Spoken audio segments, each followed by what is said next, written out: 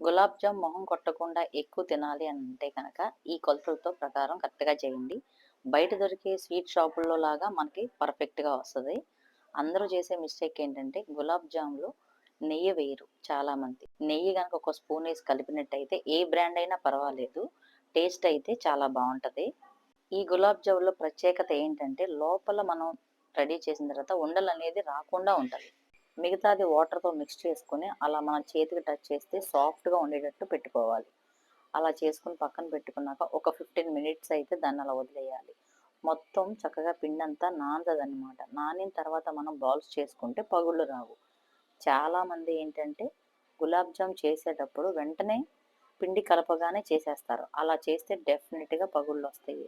ఒక 15 నిమిషాలు పక్కన పెట్టడం వల్ల మొత్తం గులాబ్ జామ్‌లో వాటర్ అంతా పీల్చుకొని బాగా నాని, మనం గులాబ్ జామ్ చేస్తే ఉండలు లేకుండా వస్తది. ఆయిల్ పెట్టుకొని మీడియం ఫ్లేమ్‌లో ఏసి గులాబ్ జామ్స్ రౌండ్ రౌండ్‌గా మనకి తిప్పుతూ ఉండాలి.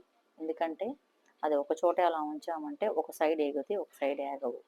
చాలామంది ఇంకొకటి చేసే మిస్టేక్ ఏంటంటే గులాబ్ జామ్‌లు ఒక్కసారి డైరెక్ట్‌గా ఏపి అలా కలర్ రాగానే తీసేస్తారు. అలా తీయకుండా కొద్దిగా కలర్ వచ్చిన ప్రతి గులాబ్ జాములన్నీ కూడా తీసి పక్కన పెట్టండి. ఈలోపు అది వేడికి మగ్గుతా ఉంటాయి లోపల. తర్వాత అట్లా ఆటిల్ని మళ్ళీ మొత్తం అన్నీ తీసేసి అవి ఇవి కలిపి మొత్తం అన్నీ కూడా ఒకసారి మళ్ళీ ఫ్రై చేయండి. అప్పుడు లోపల పచ్చిగా లేకుండా ఉండలంటూ లేకుండా చాలా బాగా ఏగుతాయి అన్నమాట. డబుల్ ఫ్రై వల్ల లోపలికి ఎక్కువ కుక్ అవుతది. ఇది చాలా మందికి తెలీదు.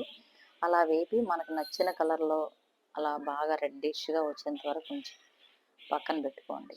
ఇప్పుడు మనం పాకం అయితే చేయడానికి సిద్ధం చేసుకోవాలి.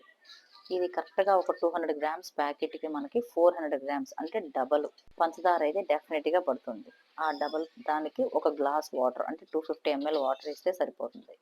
ఇదేంటంటే దాంట్లో మనకు నచ్చిన ఇలాచీ ఫ్లేవర్ కాబట్టి అందరూ కామన్‌గా ఏసేది అది వేసుకొని, సిరప్ కొంచెం థిక్‌నెస్ వచ్చేటట్టు ఉంచండి. ఉంచి పొయ్యి ఆఫ్ చేయకుండానే గులాబ్ జాములు వేసేసి, ఆ గులాబ్ జాములు అట్లా 2 మినిట్స్ కుక్ అయితే ఏంటంటే లోపలికి త్వరగా పీల్చుకోవటానికి ఛాన్సెస్ ఎక్కువుంటాయి.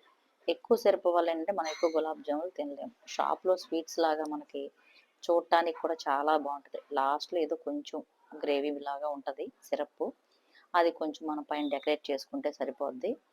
మనం ఇలా తింటే ఒక 4, 5 గులాబ్ జాములైనా సరే చాలా బాగా తినగలుగుతాం. అంతేగాని ఎక్కువ సిరప్ చేసుకొని దానిలో ఉంచి ఆ షుగర్‌దే తింటే మన గులాబ్ జామ్ టేస్ట్ అయితే అంతగా తెలీదు.